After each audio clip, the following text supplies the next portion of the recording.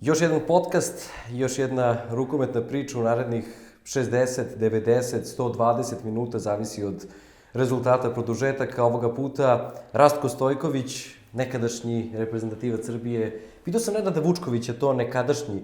Jel ti prije ili ne prije? Realnost je, nekad može da bude bolna, a nekad može da bude lepa. Je lepa ili bolna? Pa, vidi, neku muku skineš s vrata, a neki stvari ti je teško da se odrekneš. Tako da zavisi od raspoloženja, od dana do dana. Fokusirali smo se u poslednjih nekoliko epizoda, vraćamo se u prošlost, pričamo o anegdotama, ali igrao si rukomet u rekreativu do koje godine? Pa dok prosto nismo više mogli da isfunkcionišemo kao rekreativno sportsko društvo do pre jedno godinu dana. Prijelo ti? Pa voleo bi opet. Znači nedostaje teren? Pa vidi, mnogo godina sam mrzeo rukomet, zadnjih jedno 5-6 godina karijere, 7, sam baš imao veliki problem sa odgovornošću, sa tim da nešto moraš, da nešto treba i posle mnogo godina bavljenja sportom, ponovo sam ga zavoleo kad sam uhvatio loptu u rekreativu. Ajde ovako, otkud u rukometu? Zašto u rukometu? To je, vidi, priča koja je nerealna. Ja sam se bavio judom, recimo 5. razred osnovne škole, prekomerna težina, neke teške porodične priče i tako dalje. I počnem ja da se treniram judo. Nekako mi to, jedno 2 godine, boga mi 1.5 dana, možda i 2, je to bila neka tema judo i to je to funkcionisalo, međutim onda ti postane dosadno. Dosadi i posle tog judoa ali nije mi pomogao mnogo u tom skidanju kilaže, u svim tim stvarima, jednostavno nije urodilo plodom taj deo gde bi to trebalo kao meni da donese neko zdravstveno rešenje. Posle toga, jedno 2-3 meseca prelazim na aikido, treniram aikido i dok u jednog trenutka jedna devojčica za glavu niže od mene me nije prebila ko konja, razumeš. Onda sam shvatio da ni to nije za mene, pokupio se, otišao kući, batalio sve to i u jednom trenutku dolazi moj otac i kaže, vidi sine, imaš nedelju dana se odlučiš čime ćeš se baviš, hoćeš judo, hoćeš vaterpolo, hoćeš rukomet. S obzirom da moja građa nikako ne vuče na fudbalera, sa nekih trenutnih mnogo stotina kila i ja gledam judo, to sam probao, nije mi to zanimljivo, vaterpolo, ko će na vaterpolo, bio neka zima, neki decembar, ajde rukomet. Ma ladno bre, treba da ideš na bazen, na taš majdan svaki dan, kakvi, nema šanse. Nikad u životu nisam odgledao rukometnu utakmicu prema što sam počeo trenirati rukomet. Nikad. Nisam znao o čemu se radi. Znao sam da se rukom baca lopta na go. I izvučem iz tog špila karata, iz te ponude oca, izvučem rukomet i kao, ajmo. I eto. I tako si počeo? I tako sam počeo. Je li bilo u principu, ajde, prvi trening, odmah zaljubljivanje rukomet, u smislu načina na koji si igra? Nije baš to tako emotivno. Znači, moralo je da protekne vode. Nije to bilo tako emotivno. Dobro, ideš kao nešto radiš i realno ta ljubav prema sportu se kroz prijateljstvo na terenu ostvarila. Tu se onda pojavljuju neki moji prijatelji, jedan od njih sadašnji kumovi i tako počinje. Znači, počinje prvo da te vuku ljudi koji su bili tamo. Možda malo ne svakidašnja priča, ali nije ono, sad ja sam voleo rukomet, gledao sam ga na televiziji, sad ja to hoću. Ne.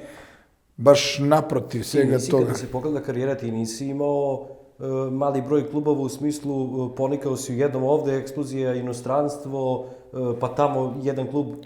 Vidi, mene su Pa vidi, mene su oterali iz Zvezde kao neperspektivnog, mene su oterali kao nekoga... Si bio i Partizanu, je li tako? Tako je, tu je realno u tom trenutku Moma Mandić prema meni ispao više nego čovek. Ja to moram da apostrofiram da je u tom trenutku...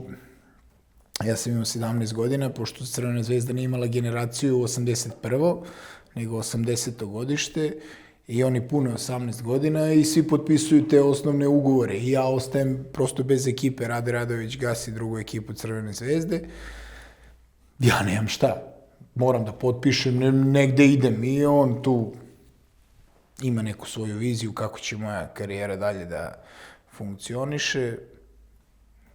Moj otac koji je realno meni bio jedna najveća podrška u svemu tome, kaže, sine, neće jedan, da ne kažem sad taj izraz do kraja, da tebe šalje negde, a ja te pravio u Beogradu, ti imaš svoju školu, imaš fakultet, to mora da se završi i kupi me i uzima papire sa 17 godina.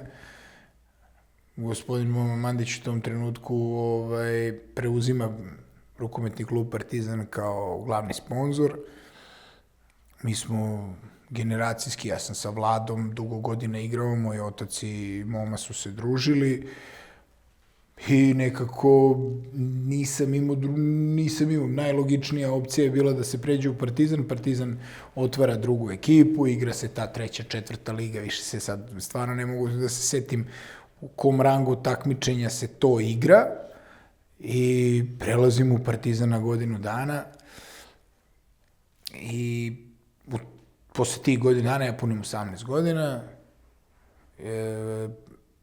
po nekom statutu Rukometnog saveza je bilo obavezno da se potpiše 4-godišnji ugovor osnovni. Međutim, ja dolazim kod Mome i kažem, čeka Momo, mi smo se dogovorili na godinu dana da ja dođem, ja ovde stvarno ne vidim svoju perspektivu, ja bi da idem negde, ma naravno, sine, nema nikakvih problema. Čovjek bez jedne reči pogovora na ono što smo se dogovorili, izlazi mi u susret, daje mi papire i ja odlazim kao slobodan igrač u 18. godini iz Partizana. Onako jedan veliki presedan u ovom sportu. Idem, igram drugu ligu u Studentskom gradu, završavam fakultet, učim školu. U tom trenutku jednostavno... I si vidio sebe i dalje rukomet? Pa jesam, voleo sam taj sport, ali u tom trenutku stvarno nikako nisam mogao sebe da vidim u nekim situacijama koje sam kasnije doživio, kako bre, dete, 18 godina, niko te neće, jedini juniorski reprezentativac iz druge lige. Svi momci igrali Superligu, spremaju se za Atinu 2000 i... Koja je to godina bila, pomozi mi? Četvrta, ako pričaš... Ne, 98, 9, ovo kad je ta generacija osvojila zlato u Atini, ja jedini pivotman, jedini igrač koji igra drugu ligu. Znači, ali vidi, opet upornost, neka kasnija želja. A te godine Partizan, ti problemi, pre toga Zvezda, PKB, Studentski grad, pa Banja Luka... Pa to je to, znači Studentski... Jel bi sad menjao bilo šta? Ne bi. Nijedan trenutak? Pa nijedan trenutak ne bi. Sve to što se prođe, negde to kasnije ostane, mislim, evo, taj PKB čuveni. Posle tog PKB-a, nemaš ništa te boli u životu. Mi smo godinu dana trenirali bez faula. To ko je završio u istoj majici, ma kakve. Nešto ne valja. Ma ne mogu da psujem sad ovde, ma vidi, nema šanse. Čista majica. Čekaj, prirodna selekcija. Ma da, there can be only one. Moma Jovanović i njegov sistem, ma kakve. Pa ja i njegov, mislim, Moma Jovanović je jedan veliki gospodin koji ima svoju viziju sporta. I, mislim, ja to moram da kažem da je veliki gospodin, on je mene i njegovog sina toliko maltretirao da je ono je bilo za almanah, za albume, za Mikijev zabavnik. Znači sad, svi se oni zagrevaju, igraju fudbal, mislim, to su i stariji momci. PKB je osnovan, ušao u Superligu, Studentski grad i PKB su se borili za ulazak u prvu ligu.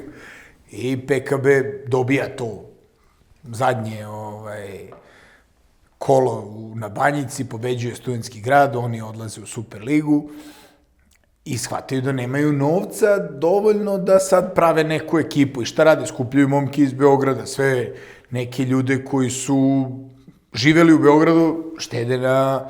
Ko je tada igrao? Kakva je to ekipa bila? Sjajno. Sjajno.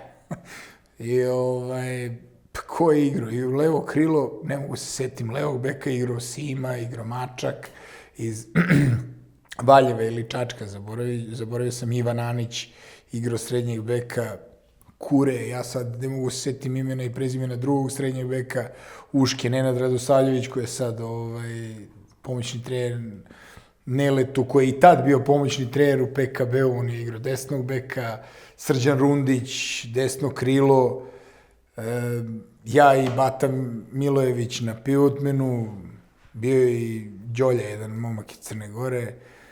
Onako jedna... Igrali smo u Pančevu. A tad je bio u Pančevu, nije bio Padinska skela. Ne, nije bila Padinska skela, igrali smo u Pančevu. U Pančevu smo igrali utakmice, a trenirali smo u Rakovici. U Jemeru? U Jemeru? U Jemeru, pakao. Ja s Karaburme busom, sećam se, petak mi je bio dan za pakao. Imali smo termin u 11 i u 4 popodne. Ništa, završiš trening u 11 do 1, moma. Je li bilo grejanje? Ma nije što je bilo grejanje, bre, nije to problem, nego od 11 do 1 imaš termin trening.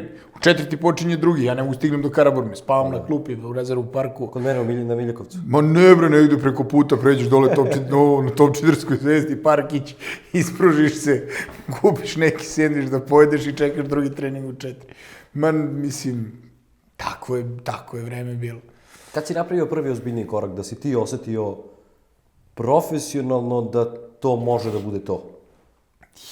Pa, mislim, zvuči smešno, ali tek sa nekih 30 godina. Pa ne, ozbiljno, moja neka karijera je onako išla, gde se ja tu mnogo nisam, u jednom trenutku života sam se pitao, a sve ostalo je bilo nebitno. Ja kad sam iz PKB-a, kad smo toj godini, onda smo ispali iz lige i Borac pravi prvu neku ekipu ozbiljniju, tad se igra prva zajednička liga bivše Bosne i Hercegovine.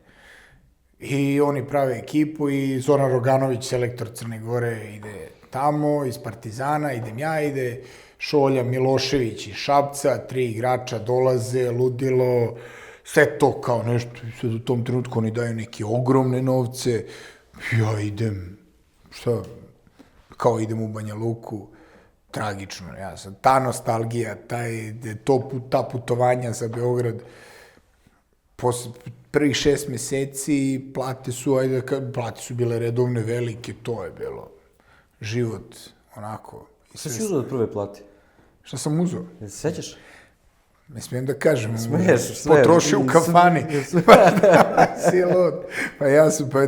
Moj otac je imao jednu drugu filozofiju, sine, sve na žene i na kafane da ostaviš dok ti ne dođe jednog dana vreme da se smiriš. I tako sam i funkcionisao. Kako? 6 meseci, pa ništa nisam. Imao sam tada, recimo, 2000 i to je bila prva godina ili druga. 2002. 2003. Sad imao 3-4 hiljade konvertibilnih maraka platu. Sam bio dužan, ja sam vratio dužan. Pa da, kako? Moja majka se hvata za glavu. Pa ti nisi normalan, otac viče, ako sine, nećeš u grob da ih nosiš. Ma kako?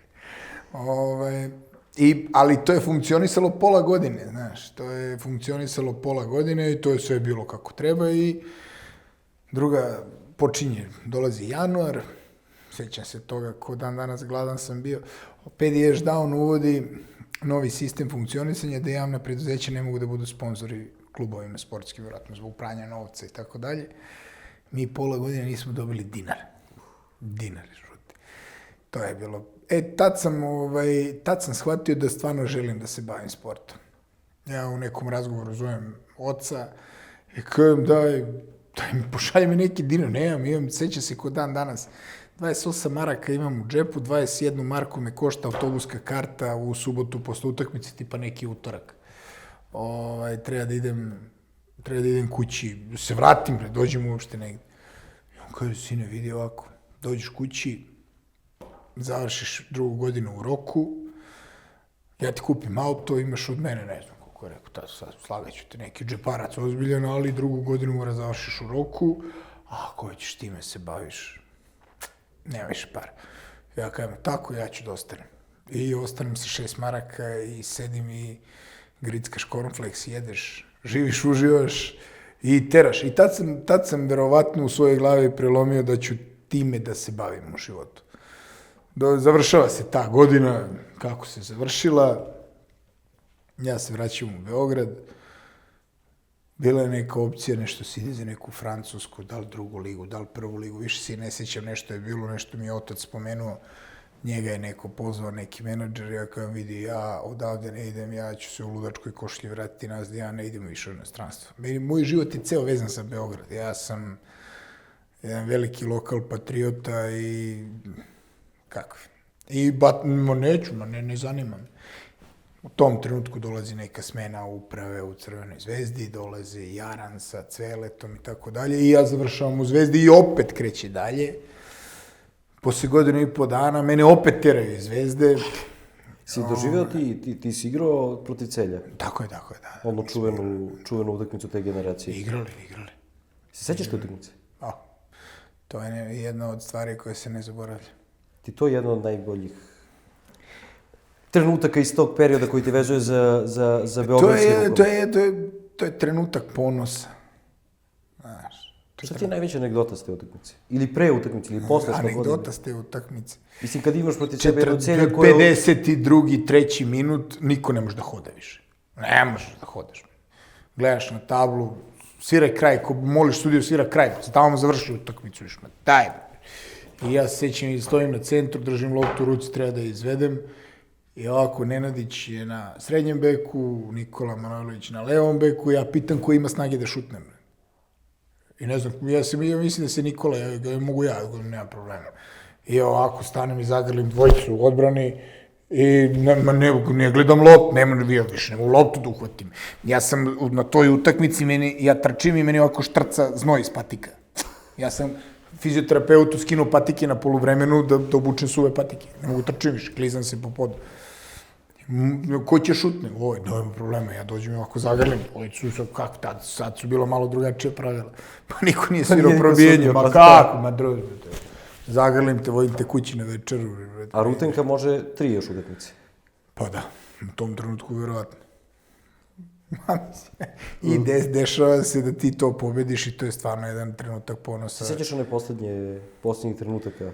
Ma kako si nekog Šarov trči, šutira loptu, lopta nije ušla, jeste ušla, Neša čupa kablove, Zvezda je pobedila, čupa i kablove, ma kako, to ispalo je na kraju da smo stvarno pobedili, lopta je bila tu negde. Nije baš ušlo u gol, tu je bila negde, bilo je regularno, ali u tom trenutku... Čekaj, da je svirao gol? Ma nek svira što hoće, sam ni završio utakmicu, ma kako. Pa i nerešeno je već ozbiljan rezultat, a ne pobjeda. Kad dolazi prvo inostranstvo?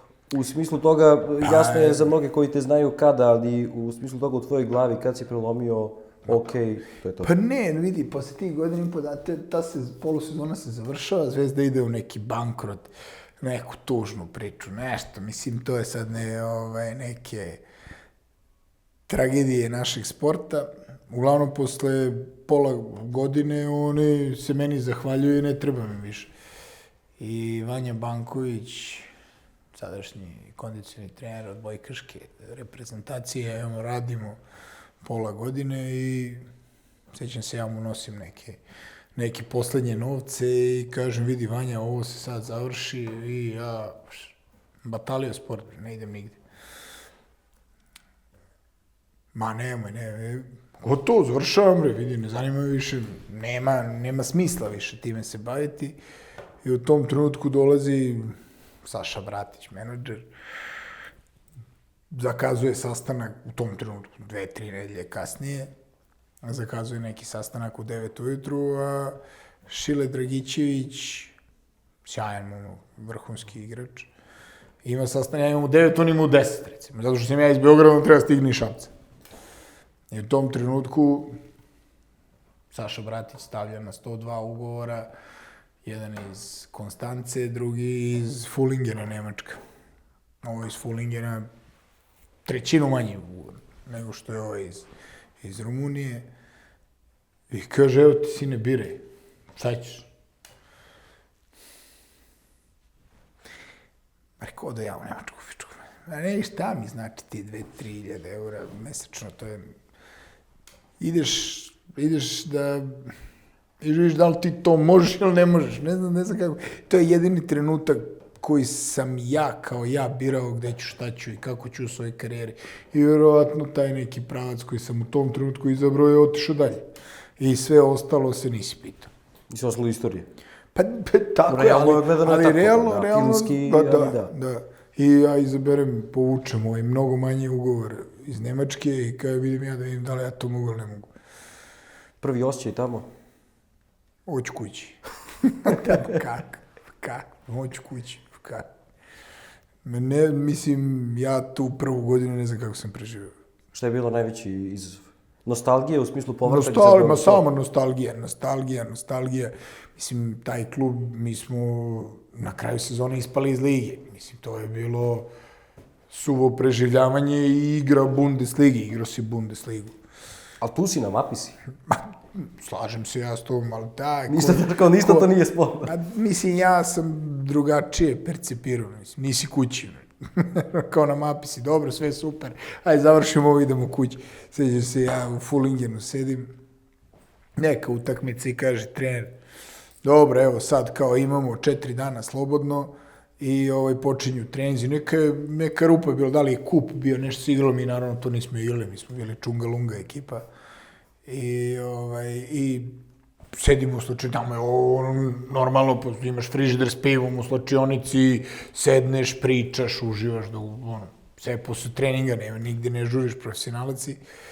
I on objašnja u tom trenutku kako mi za novu godinu imamo slobodno od 31. do 7. Kaže, molim? Pa kaže, da, od 31. do 7. tih kao nedelju dana i nastavljam treninge. Kažem, ja idem sutra kući.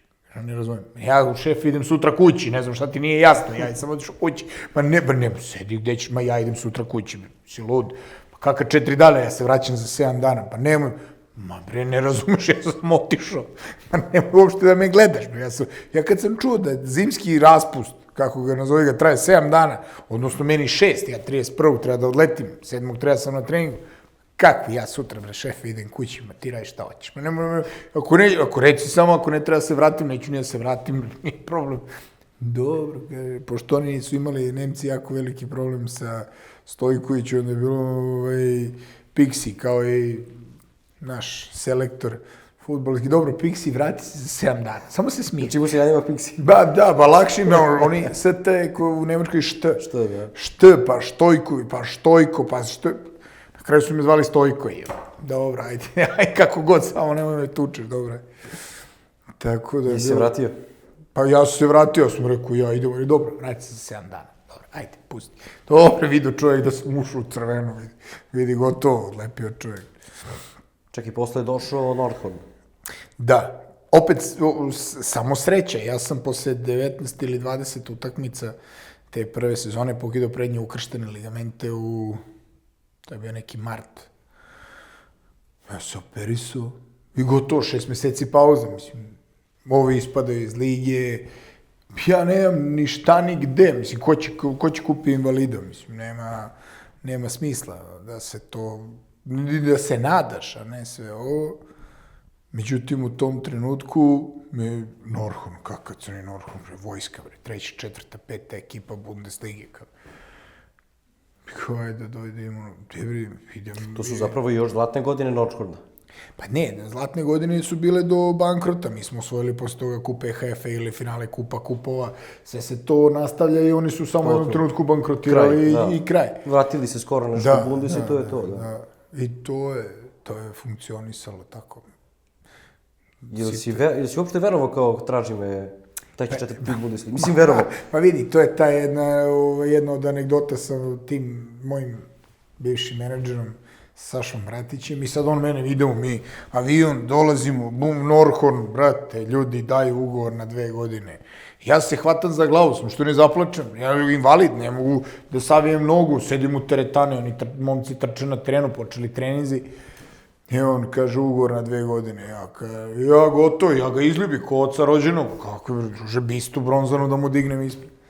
Kaže on, ali kada ti kažem jednu stvar, kaže šta je? Kaže, ti ako veruješ o sebe ko ja u tebi, ti ćeš potpišeš na godinu dana. Kažem, daj bre, druži, si ti drogiraš. Si normalno. Stari bre, vidi, alo. Kaže, na godinu dana. Ma nema, ja ti kažem, a ti odluči. Ja kažem, dobro, ajde, jebi se, i ti, svi, potpisit ću na godinu dana.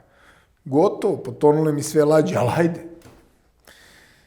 Neki oktobar mesec počela liga, septembar, oktobar, Bjarte Mirhol, pukne mu disk u kičmi. Ja treba počnem da igram. Kuku, meni trne noga, trne potkolnicu, boli. I mene Ola Lindgren pita, kaže, možeš ili ne možeš da znamo šta da radimo?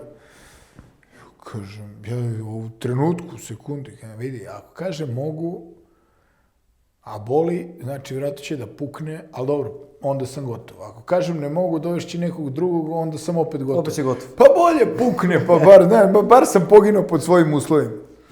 I ja kažem mogu i to je bila jedna od polusezona koju ne zaboravna polusezona. Mi smo na kraju godine... Ko je tad igrao sve? Mohod. Pa vidi. Da levo krilo bio Goran Šprem i Matijas Francen.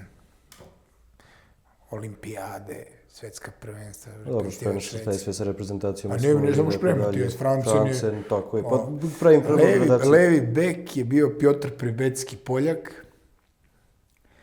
Ne mogu se setim koji je u toj prvoj polusezoni bio još jedan levi bek. Srednji bek Mike Mahula iz Flensburga i Bergelund. Desni bek Holger Glandorf i Steffen Weinhold. Desno krilo Jan Filip i Niki Ferjans, on je bio Holandjanin. Dobro, kaže da je počeo Bjarte Mirhol na tu sezonu, ili tako? Tako je, došao povređen, da. I na golu Petar Gencel i Jesper Larsson. Ma kako, ekipa mrak. Jede živu decu. Ma kako, ti si došao. Pritom su tada Glandorf, ajde da kažeš desni bekovi, mladi. Glandorf bio tad mlad, a Stefan Weinhold doveden iz treće ligi. I bio, prve godine nije bio Stefan Weinhold, bio je Mark Bult, sadašnji trener Vesprema. Mark Bult je bio i Glandorf. Druga godina dolazi Weinhold iz treće lige, dovodi ga Ola Lindgren u... Koji završavate te godine?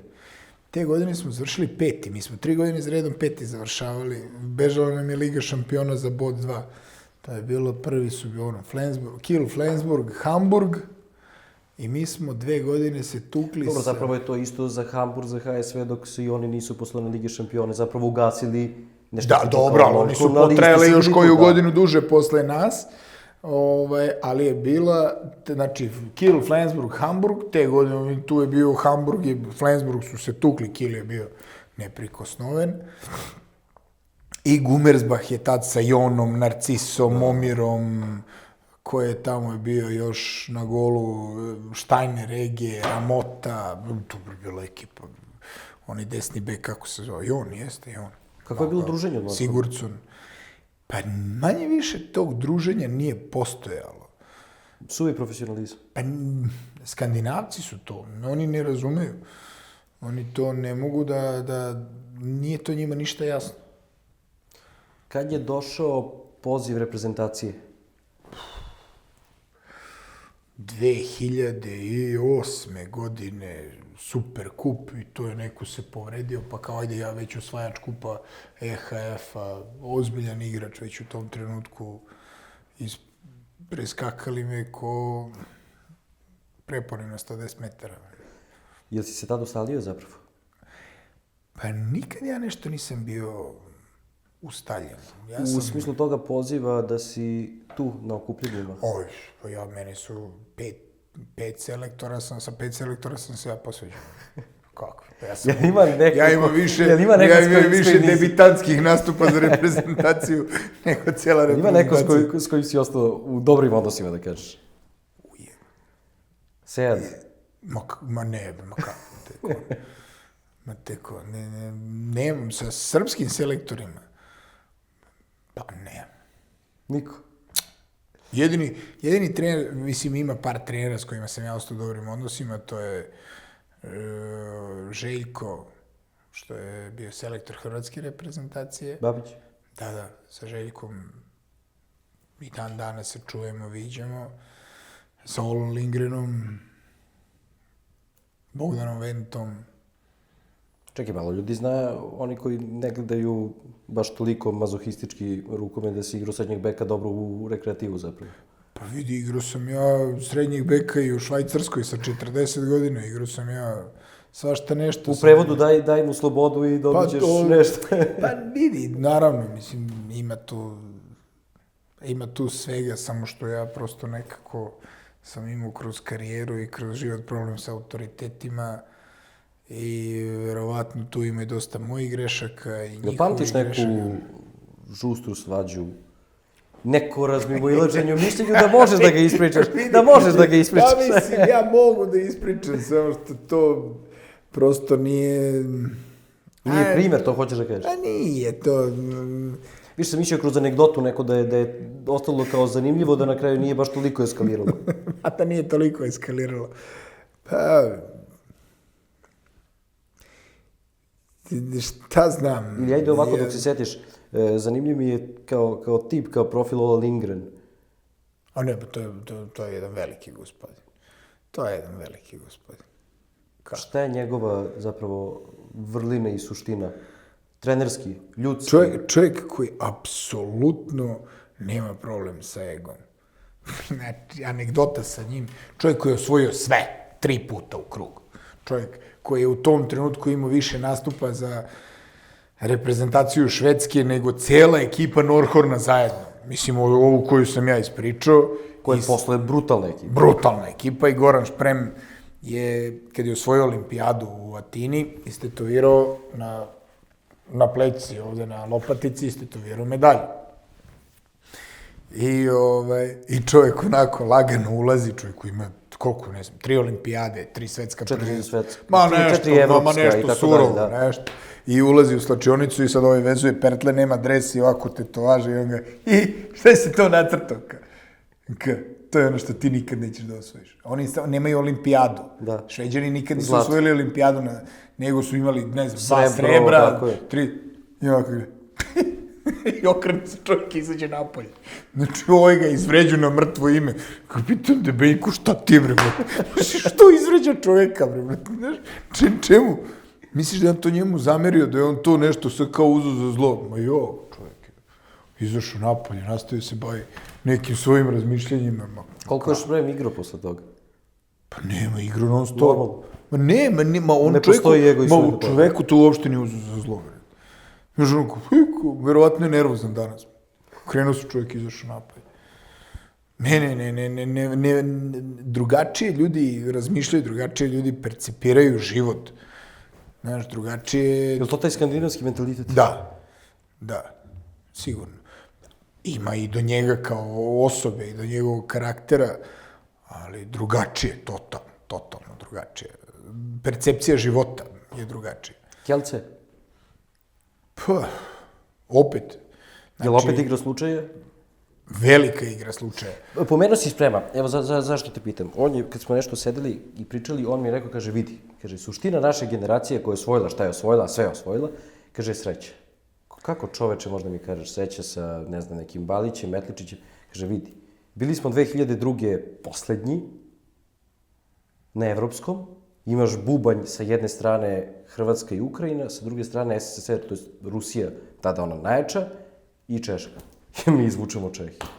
Da smo izvukli, kaže, Rusi, nikad u životu se ne bi plasirali na svetsko. Dobro, i kaže, nikad u životu. On je to pojednostavnio. Goran je jedan preozbiljan čovjek, ja sam s njim, mislim, ne znam kako bi ti rekao, meni otac kad je umirao, Goran je sedao i čuvao moju trudnu ženu u 9. mesecu da se ne porodi. Ovako sedi čovjek na trosedu i čeka da li treba da krene u bolnicu da je vozi. Ja sam morao da idem za Beograd, žena ne može da leti. Ja Gorana volim neizmjerno i cenim i poštujem kao čovjeka i on ima mnogo bolji uvid u tu situaciju nego što ja imam. Ali... Koliko je zapravo do sreće? Vidi, prvo je sreća da se takvi pojedinci slože u jednu generaciju. Znaš, ti možeš da imaš jednog Balića koji je sada, pa jednog Lackovića koji je za 10 godina. 10 godina, pa jednog Petra Metličića koji je za 4 i da ti to sve uklaviriš, to je jako teško.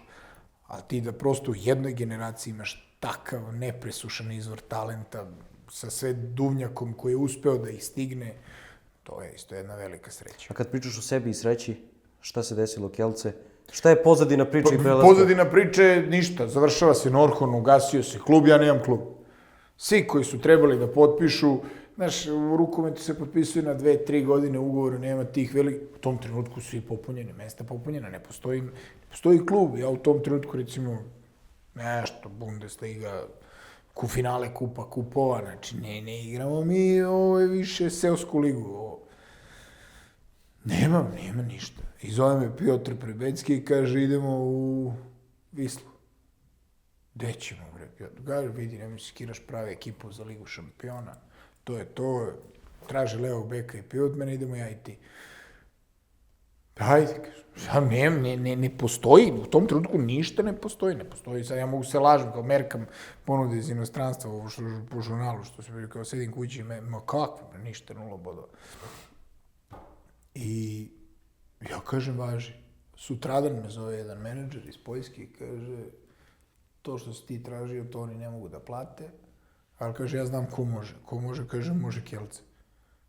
Molim, gde je to, šta je to, ko je to? Ne razumem. Pa neka.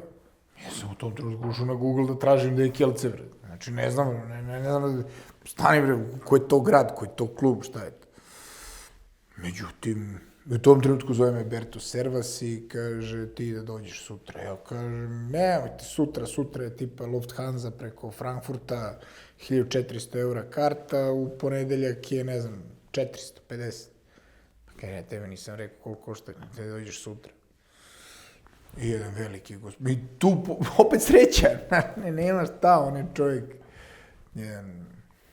Čak on se bavi, koliko sam ja skapirao, second made proizvod, second hand proizvodi? Ne, vidi, on je napravio jedan ozbiljan biznis. To je reciklaža tekstila.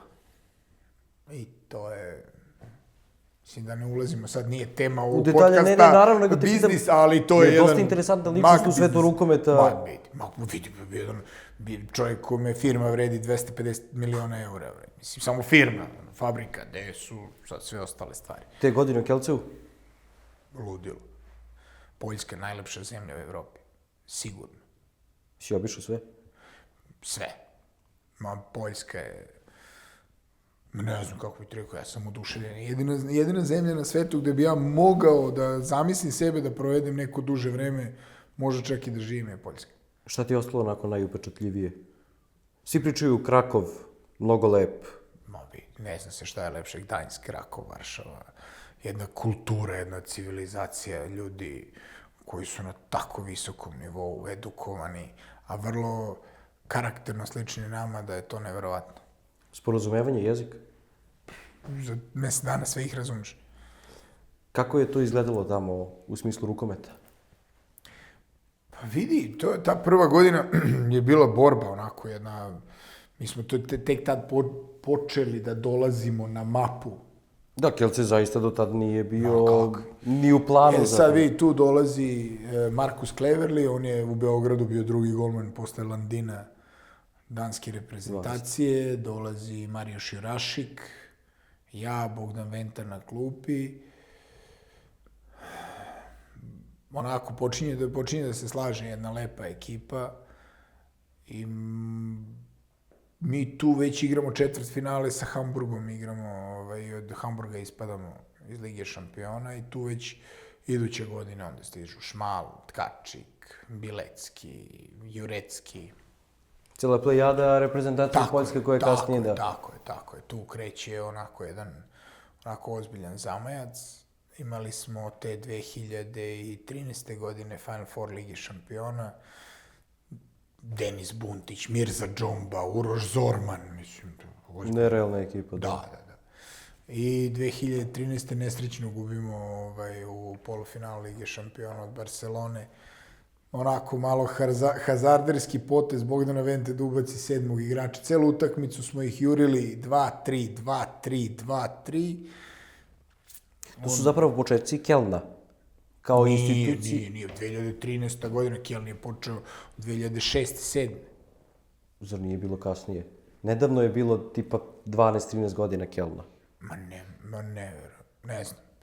Nešto Aj mi je sad, u- mislim, nešto vidi, mi je više tako verujem da je tebi, to po- više da je verujem tebi početak. kao novinaru, nego sebi, da su neki gotovi nešto se... 3-4 godine tek da je počeo, kel neka 10. Da je otprilike početak, jelno, da si bio tu blizu. 2013. I, kažem ti, polufinali Barcelona, i tu smo im, dišemo im zavrat, i Venta povlači pote, seća se kao ubacuje 7. Tada to je još bio onaj sa markirom 7. igrač i oni tu na brzinu 2-3 gola nam spakuju, odu na 5 i tu se više ne stiže. Gasiš. Dobijamo kill za 3. mesto i to je to, dobijamo 3. mesto u Ligi šampiona. Najveći uspeh u karijeri je dobro. Srbije. Pa dobro, sigurno. Mislim, to je najupečatljiviji i najveći, nema šta. Kako se sećaš te godine? Tog prvenstva zapravo. Godina kao godina ćemo posle istražiti, ali prvenstvo kao prvenstvo. Prvenstvo, pa vidi, od sjaja do očaja, od tragedije do komedije, takav jedan roller coaster emocija da je to teško za objasniti. Mislim, ne znam kako ti, mislim, reci. Ta ekipa, baš sam pričao u ovom našem studiju, u našoj slučionici sa Nenadom Vučkovićem, ta ekipa ostaje specifična jer ste vi danas dobri, bliski, neki ste kumovi i tako dalje. I zaista je ostalo upečatljiva generacija. Vidi, nije stvar u to kad ja sad se to kažem, nije to stvar u ljudima, stvar je u tome, recimo ja otvaram prvenstvo, prva utakmica, meni ispada levo rame. Ispalo. Bolnica, vrate levo rame i to je prva utakmica protiv Poljaka. Mi dobijemo Poljake. Evo jedna ruka, tu ti je lopta, šta će ti levo? Da, šta će ti levo. I snimanje, rengeni, skeneri, sve ovo. Ja se budim ujutru posle prve utakmice. Znaš, to je nešto što čeka ceo život. Ja sam, šalu na stranu, zebancije, ja sam igrao Evropsko prvenstvo u kraju, ja sam živeo na Karaburmi i igram u Pioniru. I ja ustajem ujutru sa Johnnyem u sobi, ja ne mogu da obučem majicu. Meni je ovako leva ruka pala od bolova, oće suze na oči i kaže Johnny, će ti pomognem da obučem majicu. Ne mogu da obučem majicu. Ujutru, izustajem iz kreveta. Kažem, nemoj, kažu, šta ti? Johnny, ti ako meni sad obučeš majicu, ja idem kući. Uzmem torbu u desnu ruku i odo kući. Ja ne mogu kada igram Evropsko prvenstvo, ne mogu da obučem majicu, se jebama, ja i ti. Ne, sam ću da je obučem. Na silu, nekako obučeš majicu. Čekaj, hoćeš da pitamo njega kako je dalje bilo ili ćeš sam da pričaš? Evo, dok ne uđe Johnny Manojlović, dok ne se ne pridruži ovde, reci mi, nije dobro počelo sve pred to evropsko. Pripremni turnir, pre toga EHF nedelja, rezultati nisu bili idealni, a javnost je očekivala. U smislu, bio je pritisak na vama. Ba vidi, ja sad, mene kad bi me pitao s kim smo igrali u tom pripremnom periodu, više se ne sjećam.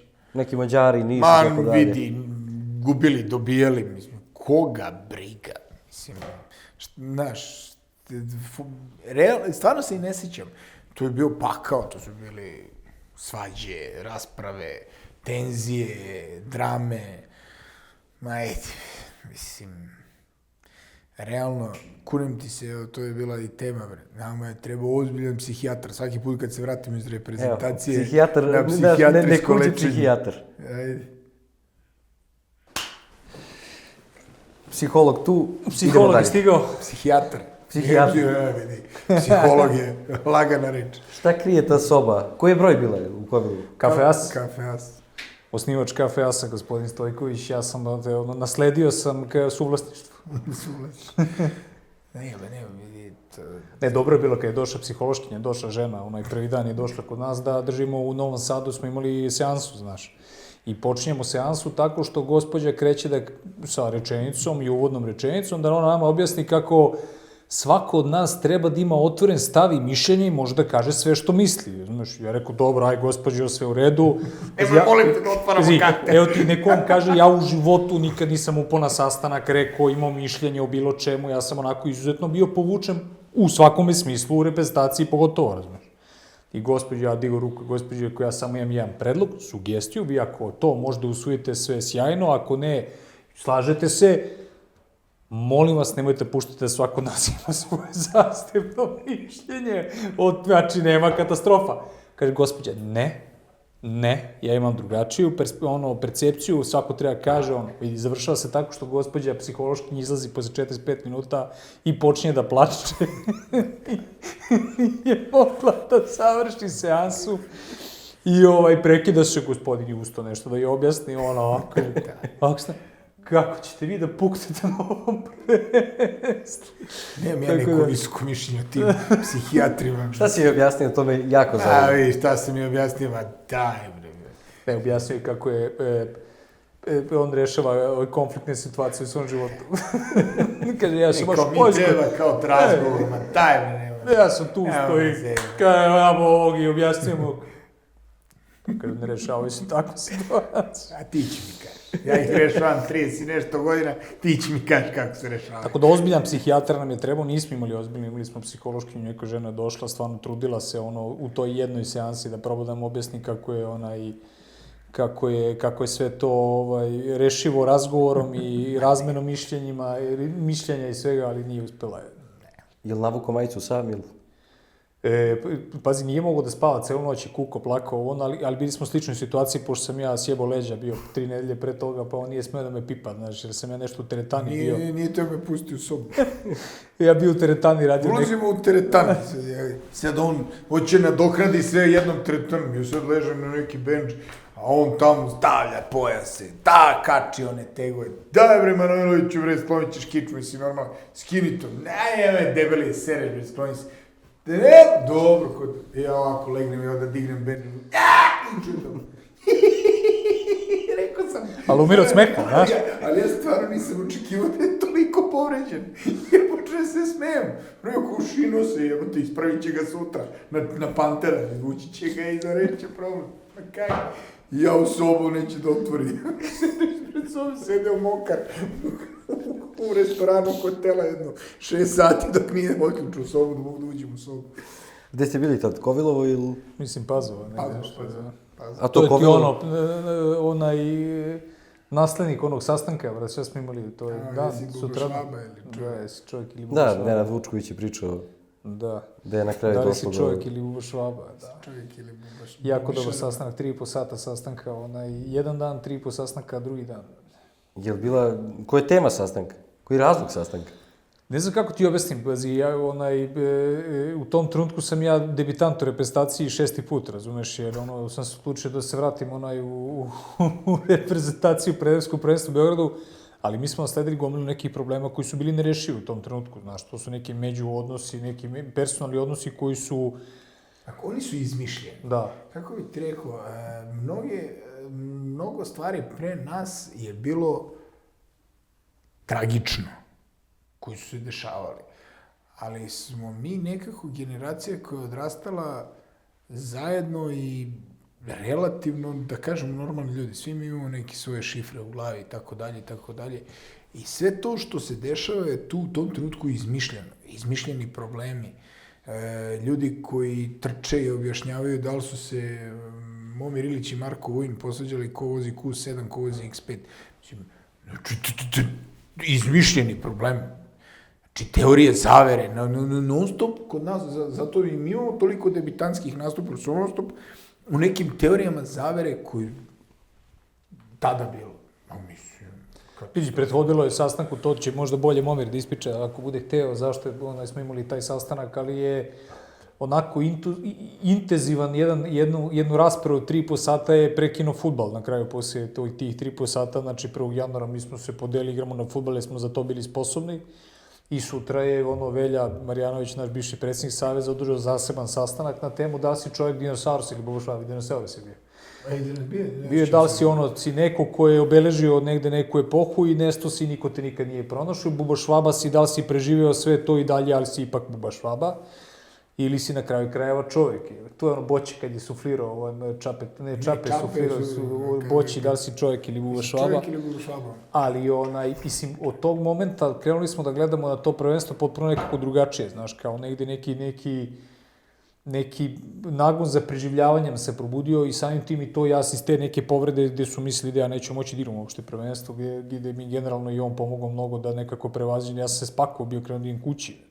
I on kao, gde ćeš, čekaj, stani polako, nemoj da ideš, stani, znaš, vratit ćeš se, bit će to sve u redu, gde se na kraju to, ja sam se oporavio, prvo kolo se on povredio, nije mogu da obuče majicu, nije mogu spavati cijelu noć, mislim, i on igru utakmice pod 3 tablete, injekcija, i sve, ti se vratio protiv Nemaca, jel? Ne, ja se vratio... Ne, protiv Slovaka, ti si još u grupi vratio. Da, u grupi, jer je, ja sam prvio protiv Poljaka, 2 dana kasnije igramo sa Dancima, ja nisam mogu da igram tu utakmicu. Ti nisi mogu da protiv Slovaka da igraš, ali si igrao? Ne, pa ne, Vuk je rekao, vidi, ako ne možeš da igraš, morate menjati, što je realno. Ja, kao šefe, ja ću ti igram.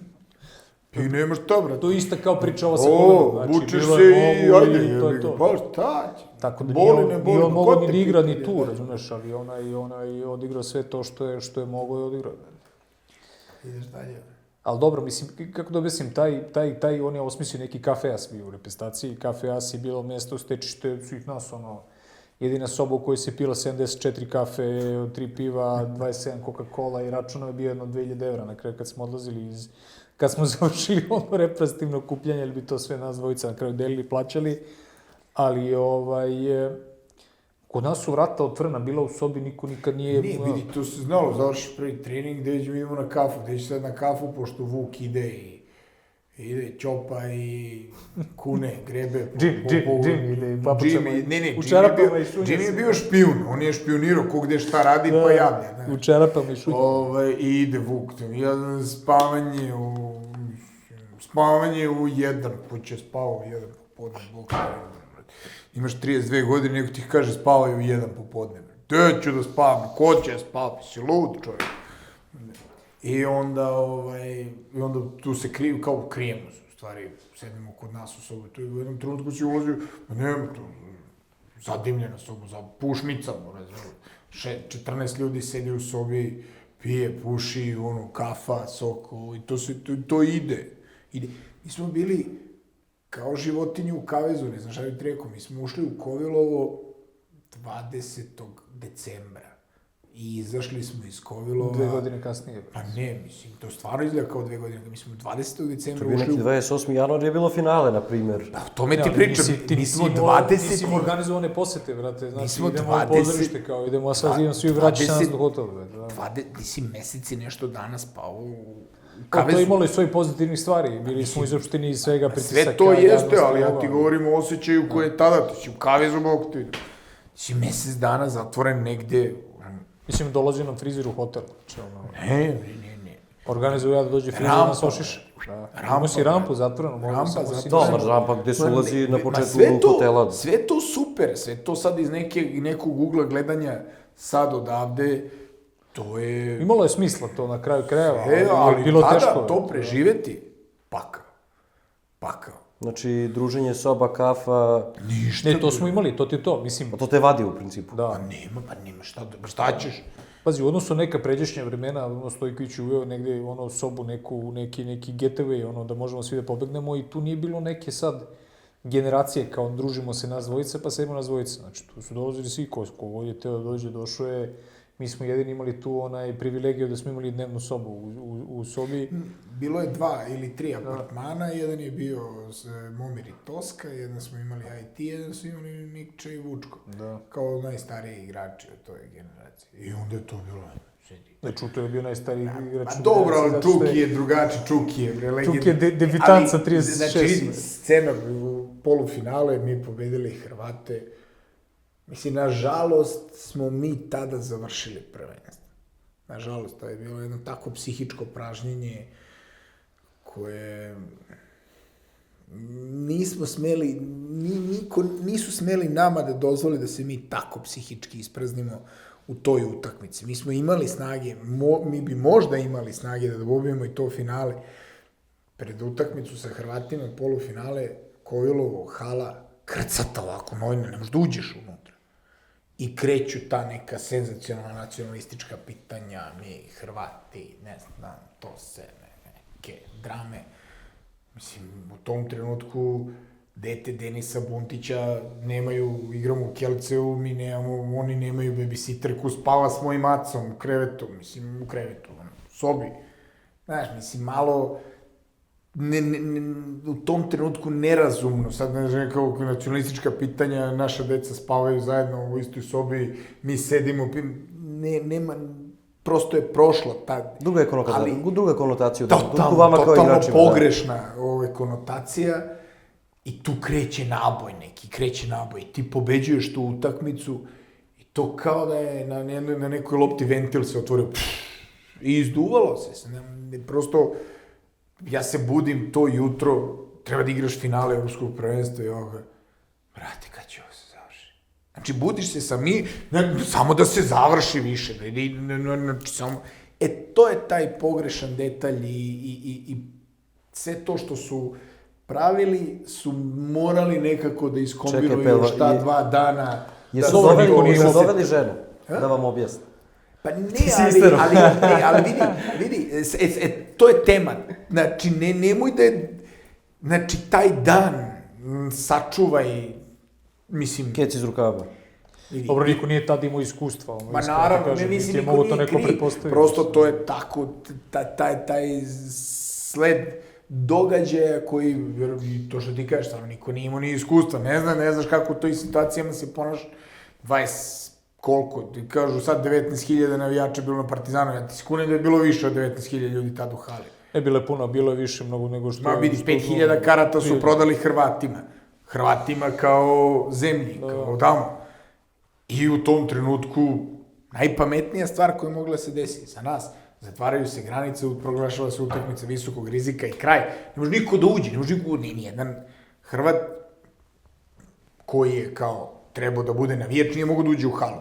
Nije mogo da uđe s obeležima. Ma dobro, mislim, ulazili su ljudi i otvaraju se kapije, ajmo narode, ima 5.000 mesta, ajmo. Uđe unutra i sad ti nemaš zvaničan podatak koliko ljudi je unutra.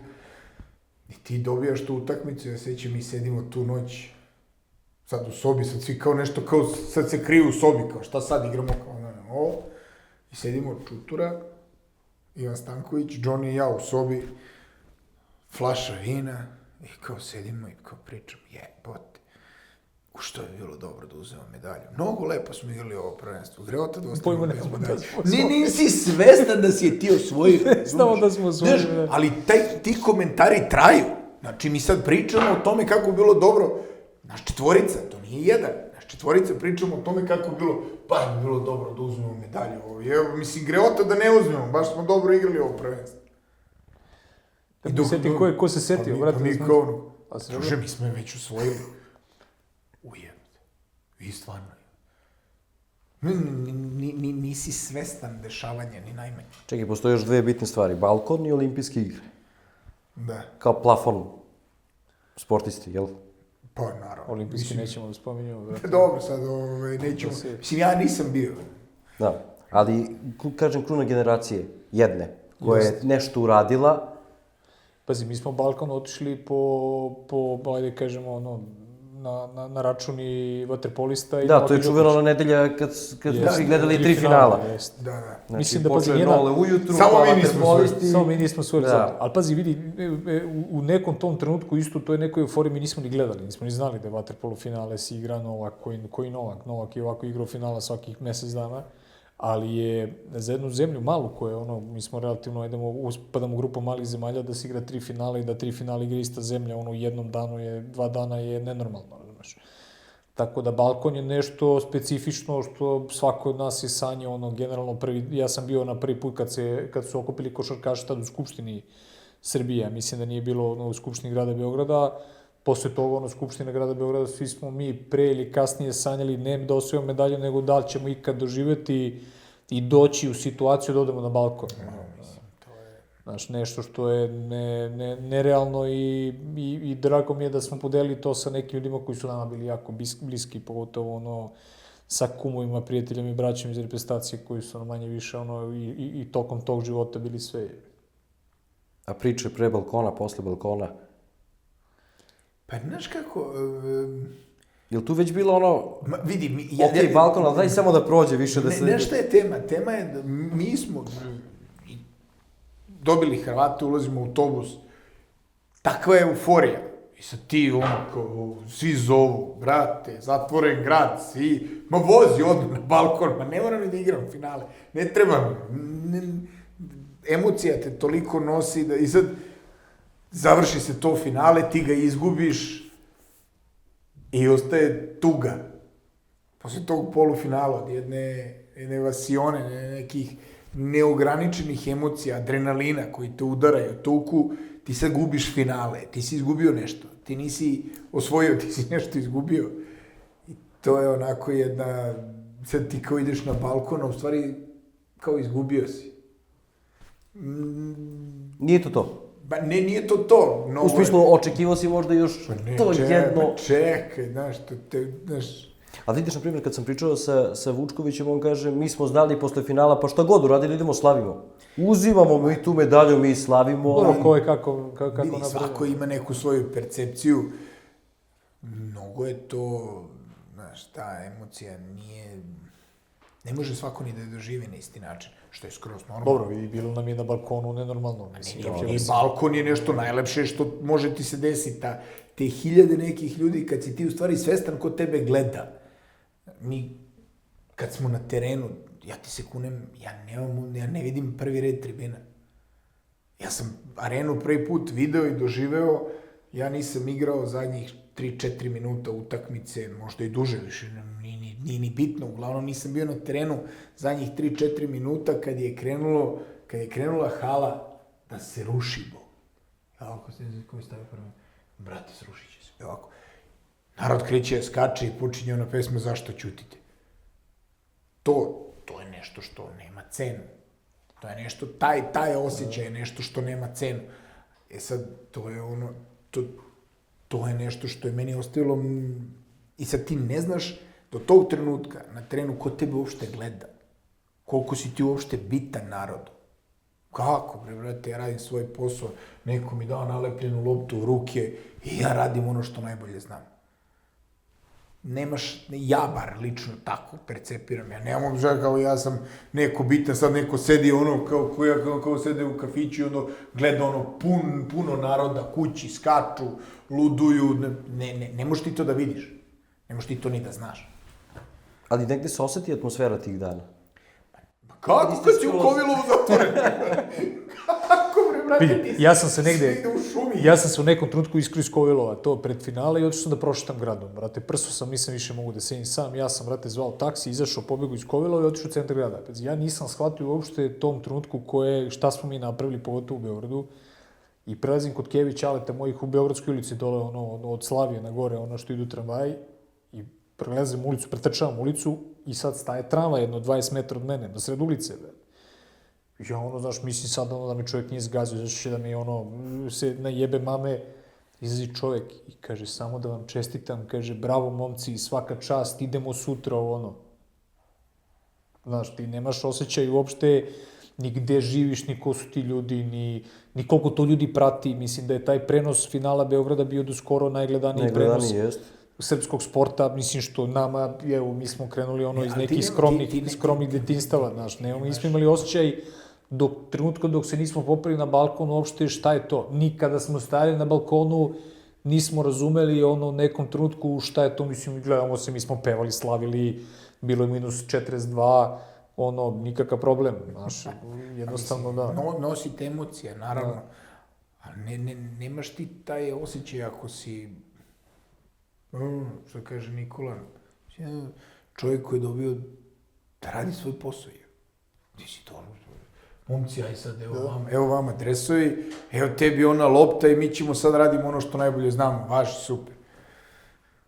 Ti radiš to, Mislim da to ima više veze i s našim osjećajem. Znači, Rasko je počeo u Zvezdi, pa Partizanu, pa ja sam počeo u nekom Basku koji je ono neki gradski klub gde smo imali 1,5 navijača. Ali dobro, ti kada pogledaš, i sad prekidam te, ali kada pogledaš sve klubove koje ste naveli, izuzetno bitni za rukomet, beogradski rukomet. Tako je. za nešto što postoji. Ja znam šta sam ja prošao kroz neke ligi mlađe kategorije, nešto sitno kroz seniorski rukomet, koliko su to zapravo bili bitni klubovi i koliko je bitno da oni postoje zapravo. Vidim, najbitniji su ti klubovi u kojima se gaji neki entuzijazam, to pod jedan, znači ti klubove ima i takvih ljudi ima veoma malo. Ja kažem opet naše neke skromne početke, mislim, moje prvo neko sećanje njega, mi smo imali 13-14 godina, nešto smo bili na Zvezda, na Marakani, bilo neko prvenstvo, na primjer pionirsko, stojimo on i ja, Ribo Classic dvojkama, igra breakdance, brate, pozadi, mi nismo pojma imali u tom trenutku, niti je neko od nas ikada razmišljao da ćemo doći u situaciju da ćemo popiti na balkon, pogotovo zajedno kao kumovi posle toliko godina, razumeš, taj Bask, taj Mepex u kom je on igrao PKB, ti neki klubovi, dok nismo došli do Zvezde, mi smo i u Zvezdu ušli onako izuzetno skromno, mislim, najbolje objašnjava jedna SMS poruka, ne znam, ti verovatno znaš tu priču, jedan naš saigrač je bio sa mojom nekom drugaricom iz kraja, moja drugarica iz kraja mi smo dobili celje, prvak Evrope, Banjica, izašli kao CNN Play of the Day, ne znamo ni mi šta se desilo, razumeš, kao igrali smo nešto, on kaže, igrali smo neku utakmicu, i ona mi kaže, morate pokažem šta mi je posle juče, kaže, naš drugar, kada ga ne navodim, kaže, daj da vidim telefon, i on mi pokaže poruku, kaže, kakav ti je život, kaže, juče sam igrao protiv prvaka Evrope i pobedio, danas Kevio si sam kuću. I mi dolazimo sad u situaciju da x godina kasnije kao, ne znam, u Beogradu, što je nama bila najveća moguća motivacija, kući pred svojim roditeljima, familijom, decom, tada ženama, osvajamo nešto za našu državu, gubimo finale, sve u redu i onda kao idemo na neki balkon. Poprilično su ta osjećanja nama, jednostavno meni, barate lično, verovatno i njemu su bila neočekivana, da bi znali kako s njima da bi znali da cenimo u tom trenutku to što smo radili. Mnogo se brzo stvari dešavaju. Jedna utakmica, druga utakmica, 2 dana. A deluje da je u jednom trenutku... Dođeš slomljen, legneš, odspavaš ujutru, trening, da li imaš neku povredu, da li ćeš da trčiš kod fizioterapeuta, popodne na sastanak, trening, sutra igraš utakmicu, nemaš ti tu, znaš, nama kao sad recimo kad gledaš to neko prvenstvo, pre 2 dana si igrao, znaš, gde se žuriš? Ti ne stigneš se okreneš, ti ne stigneš se naspavaš do sledeće utakmice. Znaš, ti ručak, sastanak, utisci, ko je šta uradio, ko šta treba da uradi, povreda, masaža, fizioterapeut, dete te zvalo, da li si otrčao da ga vidiš, da ga poljubiš, uspavaš, trk nazad u hotel, mi smo u tom trenutku mogli, jer smo igrali u Beogradu, pa ne možeš se okreneš. Nemaš ti vremena da to procesuiraš, analiziraš, doživiš, shvatiš gde si i zbog čega si. Da i sad, da se vratimo samo na onaj klubski deo gde si rekao da si poslednjih godina osjećao, ne prezirali, da ti nije prijao rukomet, do povratka očigledno u Beograd. Što? Ne lažeš, ti više voliš god da daš nego da... Ne, vidi, to se slažemo. Ali, znaš, mi smo u jednom trenutku igrali zajedno u Brestu. I sad ti to se kao super, hajde, to guraš, ideš, to ide, to se dešava, znaš, ne? I onda on ima neki konflikt, on odlazi, ti ostaješ negde sam, pa onda idemo iz početka, pa ovaj mora, pa sad, ne znam, pukne ti meniskus u kolenu, klub ti ne da se operišeš, moraš da ćopaš i da odigraš još neku utakmicu. U nekim godinama to sve postaje napor. To stvarno postaje napor. Njemu postaje napor, mi smo otišli kod njega, on je već, ti si ne znam, u nekom trenutku, kaže, idem ja na more. Gde je otišao? Otišao u Izrael da, uzeo dobio pasoš, jer mu je neka čukun prababa od... Nije čukun prababa, živa baba, bog te. Živa baba, jebate. Živa baba, sarani mi babu. Nekomu je, brate, ženska strana familija i Jevreji, ono je kao daćemo mu pasoš, čovjek ima izraelski pasoš, inače, i kao ide, znaš, kao idemo, igramo u Izrael. Te ćeš debil u Izrael, šta ti je, brate, ono, kaže, ne mogu, idem na more, dobro. Pritom čovjek ne voli pesak, ne voli more, ne voli, znaš, nema se, idemo na more. Da kad pije kafu, gleda more. Tako je, da ga vidim. I otišao ovaj moj drugar Igor i ja kod njega u posetu, brate, spavamo kod njega kući i dolazimo sad na neku prijateljsku utakmicu igri oni. a on stao na levog beka i radi neku fintu, daje go i ga vidi ka tribinama i šta je? Nisam rekao kume da tu nije bilo zadovoljstva nekog. Ja sam To je samo igra rekao... prijateljsku utakmicu protiv neke polo ekipe, neke... Što prijateljska kume bila bre prvenstveno. I slavi ga, šta sam ga... Pređe na levog beka, znaš, da pokaže da može da igra i beka. Pazi, ja sam svedočio Rekreativo, pa da ne lažem, imao je jedno 7, 8 do 10 golova po utakmici. Nijedan spivotman. Ja moram da priznam... Ili jedan.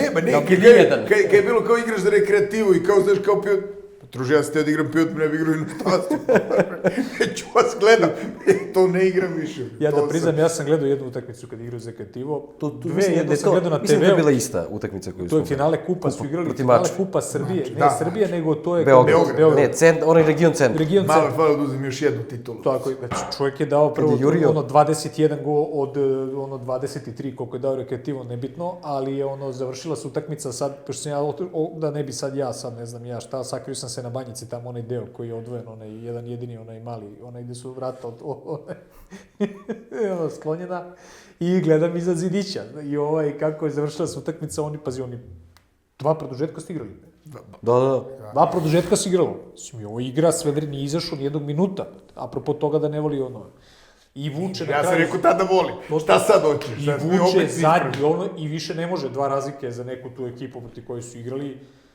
Ne može, ovi Rekreativci, prvo, ne znam, ima 94 godine, 38. Ko ti, Kiza, nadoveza. Najmlađi igrač ima 35 godina. Kad smo pobedili Zvezdu, kad smo izbacili Zvezdu iz kupa... To si mora da spomenu. Pa naravno, pa jok, nego neću.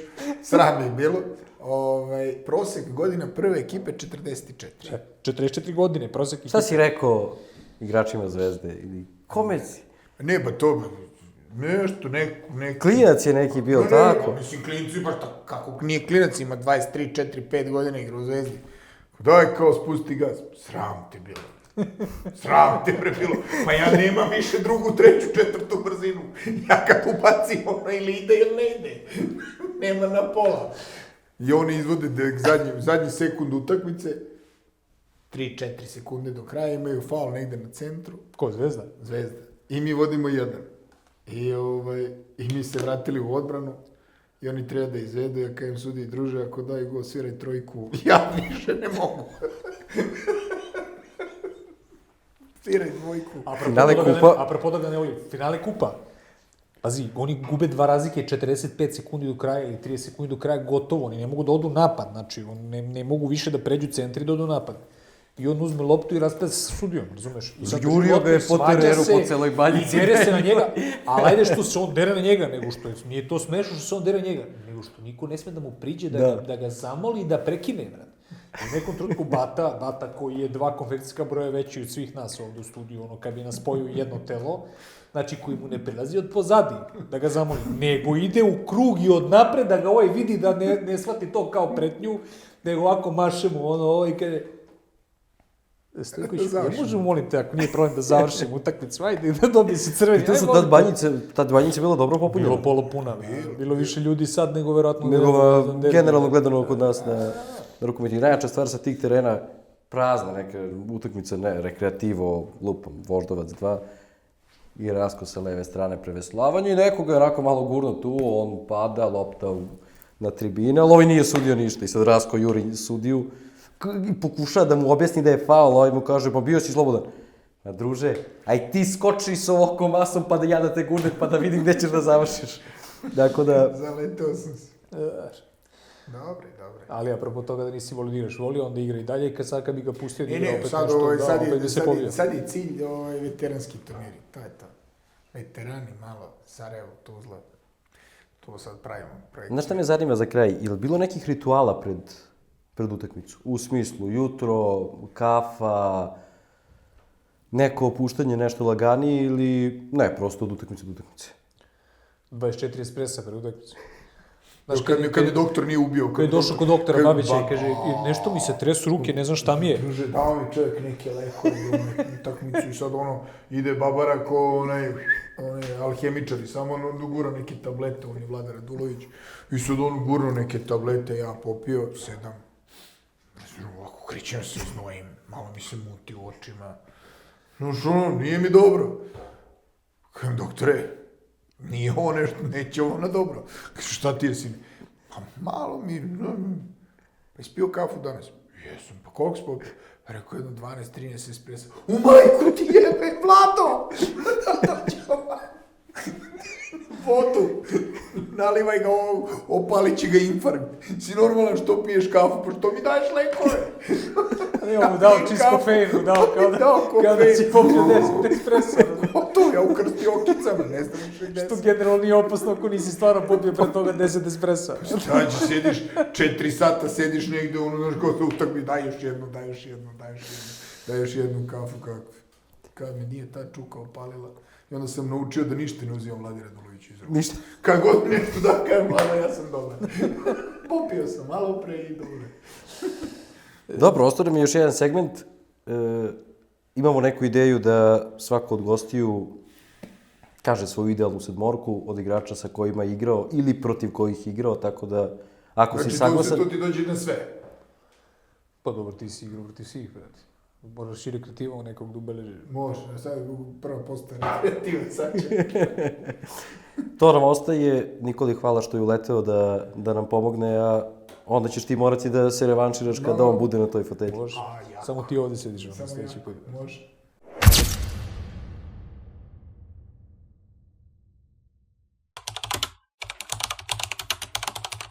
Rekao sam ti pravila, Ajde, sve rekao sam znaš. pravila. Ajde, odakle počinjemo? Šta je prvo? Što ti pada na pamet? Puh, Iš od golmana? ajde, može. Slušam.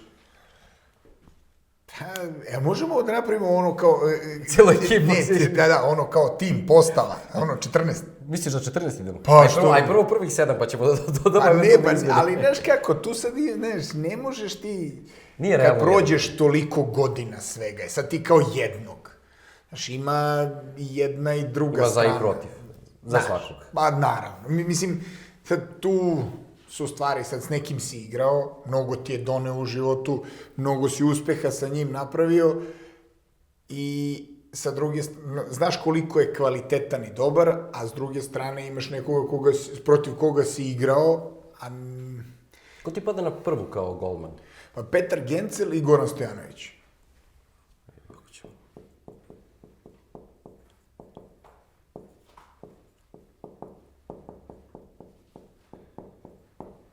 Od leve krila ili levo krilo? Pa vidi, ja bi sigurno izdvojio Krečmara kao neko, ja sam 1 godinu igrao protiv njega, ali jako cenim nekoga ko je uspeo da se kao jedini rukometaš domogne Nike reklame i opet vraćamo se na Gorana Špremu, sa kojim sam igrao i doživeo to što sam doživeo. Ja sam ovo nazvao u rubriku 7 veličanstvenih, danas je 14, ali dobro, Pa nema ne, veze. mislim, Ali nema veze, napravit ćemo jednu ekipu. Napravit ćemo jednu ekipu, rezimirat tebi je ćemo dozvoljeno. negde na kraju. Tebi je dozvoljeno. Eto, Levi ajde. bekovi. Pa sigurno, Momir.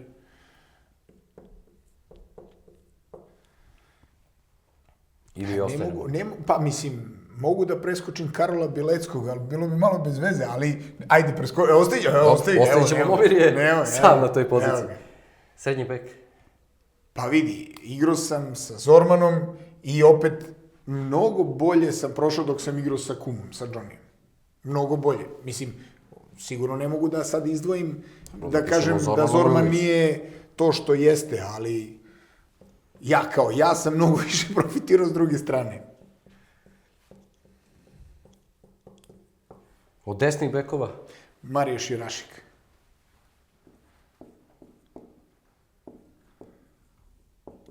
Dobro, mi ćemo napraviti to grafički, tako da ne morate da brinete o ovom rukopisu. Dobro, grafički. Znači, ostaju Glandorf i svi ostali iz... Pa vidi, ja sam bio impresioniran njegovim znanjem rukometa. Mislim, naravno, ovo su sve svetske klase, ali ovo je, po meni, klasa iznad njih bio. Desno krilo? Mirza Džomba. Džomba koji je sad dobio moju ulogu i ne snalazi se loše na areni, tako da čestitam mu. Eto. I pivotmen, a da nisi ti? A da nisam ja, nema ih. Gasi kameru. Minus. Minus, nema, igramo bez pivotmene. Pa vidi, sigurno jedan od njih je Bjarte Mirhol. Tu nema greške u tom. Iako se nismo mnogo voleli, ali prošlo je neko vreme, Da. pa je sad ego splas. Može i Nikola da potvrdi. Ko vodi ovu ekipu? Ko je taj trener, ako ima neki s kojim si ostao u dobrim odnosima? Ne, ima. Ola. Ne, Ola i Željko. Eto, nek se oni podele sa ulogama, Dobro. ba nek oni odluče ko će da vodi, ko će da sedi kao taktičar na kraju.